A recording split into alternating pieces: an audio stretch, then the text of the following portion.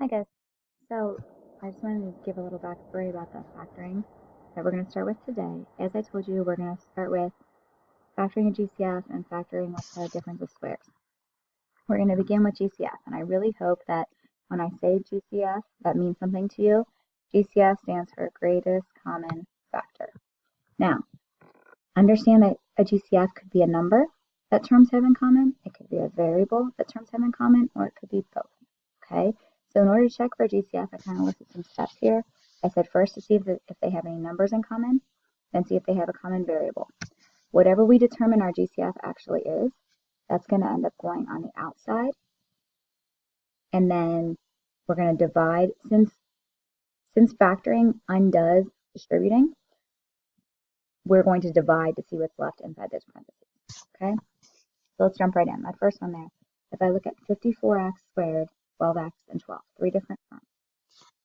Number-wise, the biggest number that goes into all of those things is a 6.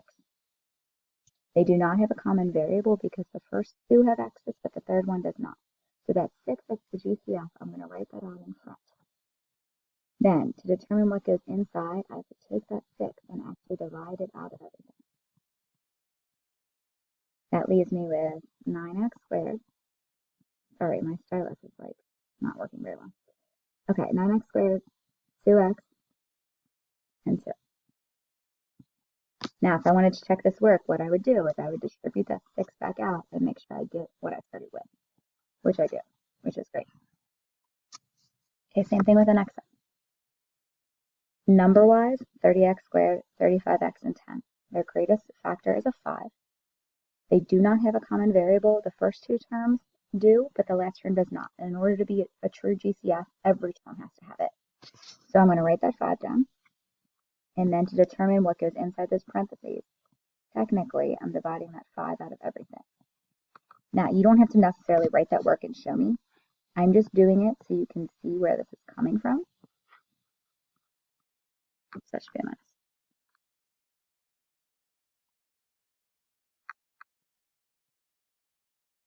And again, if you want to check your work, you distribute it back out, and you should end up what you started with. Okay, now if you look down at the next set there, again, term-wise, negative 12x to the third, negative 20x squared, and negative 4x. The biggest number that goes into all of those things is 4. And a little trick of the trade, I will tell you, if the polynomial that you're dealing with leaves negative, I would factor it out as a negative. So I'm going to go with a negative 4 for the number part of my GCF.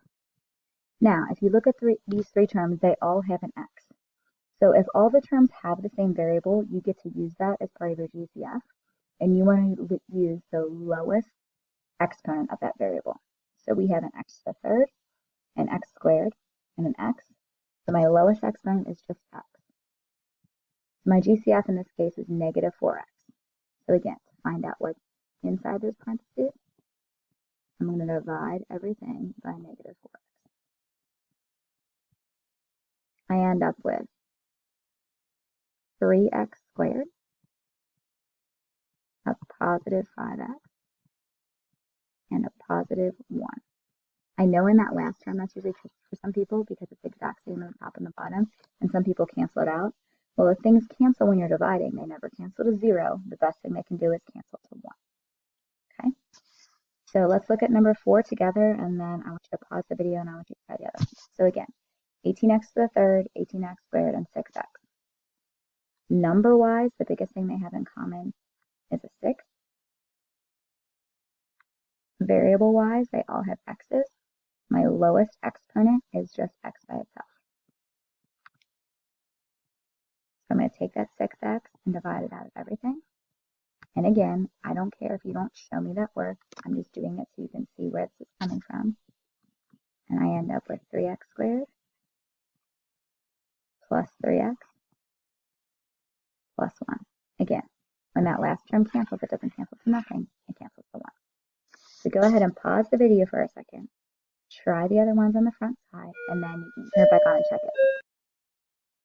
Sorry, I think you heard my clock there. But okay, here are 5 and 6. So for 5, my GCF was 5x. Divided everything else out. And then for number 6, this is a little bit tricky. Their GCF, the only thing they really have in common is a variable. They both have a. So the smallest occurrence of a is just a to the first. So when I divided that a out of both things, the second one is the one I think people struggle with sometimes. I think the first term, a to the fourth b, is not a problem, but the second term, a divided by a, I know they cancel, but again, when there's no numbers in front of variables, there's really a 1 there. So you also have happening that 1 divided by 1, which gives you 1. Okay, remember, when things cancel with division with variables, it never cancels to 0, it cancels to 1. Okay, and then there's 7 and 8. 7 had more than one variable, which is totally possible. So in order to be a GCF, I had to use all the variables that they have in common. Now, if they didn't have a variable in common, like let's say that first term had a z and the second term didn't, then z would not be included in the GCF. The whole key in a GCF is that it's a common factor, meaning all the terms, no matter if it's 2 or 7, all the terms have to have it, and then 8. So hopefully we're good on this. Okay? All right, so now go ahead and flip over to the back. This next case is a special case called difference of squares. Now, in order to factor using a difference of squares, you have to meet 3 criteria. Okay? So your 3 criteria for this. The first thing is that there can only be 2 terms. So if you have a polynomial that's 3 or more terms, you 100% cannot use difference of squares. The second criteria is that there must be a difference. And I'm hoping that in your brain you're thinking that difference is fancy for subtract. Okay, so there has to be 2 terms, there has to be a difference. And then the third criteria is that both terms are, sorry, this stylus is not working to this day, are perfect squares. Now, number-wise, I think you know what your perfect squares are, like 4, 9, 16, 25, 36, 49, keep going. And if you get a number that you're not sure if it's a perfect square, you can always stick it in the calculator and take the square root. And if the answer is a whole number, you're good. If it's not, then it's not a perfect square. Variable-wise, in order to be a perfect square, your exponent has to be an even number, like x squared, x to the 4th, x to the 6th, x to the 20th, whatever, an even number, okay? So let's look at some of these. So that first example, the first thing you have to do is see if we meet the criteria. So for instance, number 1, there's 2 terms. There is a subtraction sign, and are they both perfect squares? Well, I know 36 is a perfect square, and x squared, that's an even exponent, so we're good. Now, if we meet the criteria, how do these guys factor? It's not like GCF on the front. They always factor to a specific pattern. The pattern looks like this. There are going to be 2 sets of parentheses. You take the square root of the first term. Now, a variable, its square root, you're just cutting its exponent in half. So x squared, its square root is just x to the 1st. If you had something like x to the 10th, its square root, cut that variable in half, would be x to the 5th. So the square root of x squared is an x. That goes in the front of those sets of parentheses. The square root of 36 is 6. That goes in the back of each set of parentheses. One of these gets a plus sign. One of these gets a minus. The order does not matter. Now, how would you check this? At the beginning of the year in our Algebra 1 review, we reviewed FOILing. So FOILing is when you multiply the first terms, the outside, the inside, and the left. And if you FOIL this out, to check it, you should end up with what we started with. Okay? Same thing with number 2. We'll look at it first, see if it meets criteria. There are 2 terms. There's a subtraction sign. Both terms are actually perfect squares. X squared is an even exponent. 64 is a perfect square, so this does factor.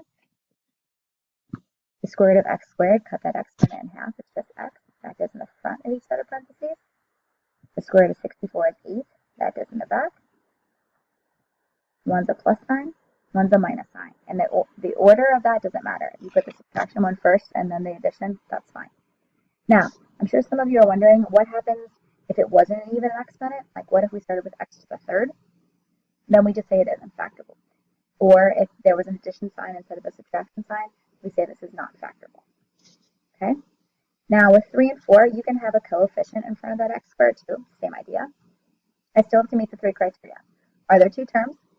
Is there subtraction? Are both terms perfect squares? So in 3, yes, there are 2 terms.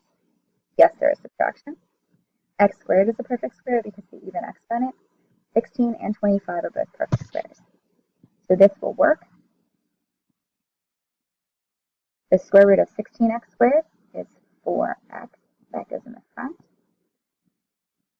The square root of 25 is 5. That goes in the back. One's plus, one's a minus. Okay, so pause the video for a second and try 4. Alright, and there's 4. So hopefully we do good on that. Okay, let's look at the last two at the bottom, and then your torture is over. Here's the deal with factoring. All factoring builds on each other. So when we factor, the reason why I started going over GCF is of utmost importance, meaning that that is the first thing we check anytime we're trying to factor. After we check GCF, then if it's 2 terms, we look at differences of squares. If it's 3 terms, we look at something else that we'll talk about on Monday. If it's 4 terms, we look at something else that we talk about on Tuesday. Okay? So factoring is one of those things that can build on each other, but GCF is always primary importance. We start there. Okay, so these two are going to have multiple steps in the factoring. So if I look at 5, I look for a GCF first. Well, it just so happens that both of these terms have something in common. They have a 2 in common. So I'm going to factor that 2 out. When I do that, I end up with 16x squared. Remember, factoring out is real fancy for dividing. So 16x squared minus 25. Okay, 16x squared minus 25. Now, a lot of times, we're not done there. Like on the front and on these first 4 on this page, we did one step and we were done. A lot of times, though, with factoring, there's more that can be done.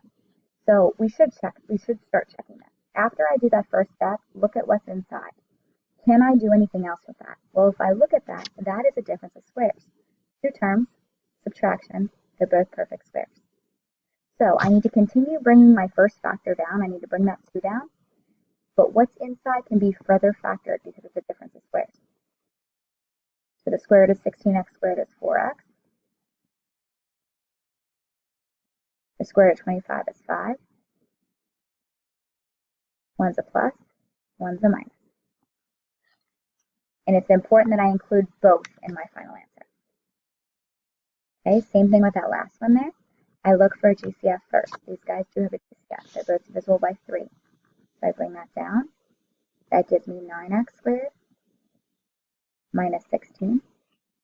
But I should always look to see if I'm done at this point. In this case, I am not. These guys inside are a difference of squares. 2 terms, subtraction sign. They're both perfect squares. So I have to bring down my GCF first and then continue factoring from there. The square root of 9x squared is 3x. The square root of 16 is 4. One's a plus, one's a minus. And we're good. Okay, guys, so hopefully this helped remember or bring back some memories for you because you should have done all this in Algebra 1. Okay, so what I want you to do now is the sub should have that worksheet for you. You may work with a partner, you may work by yourself, but go ahead and do that worksheet and turn it in. Have a good weekend, everybody.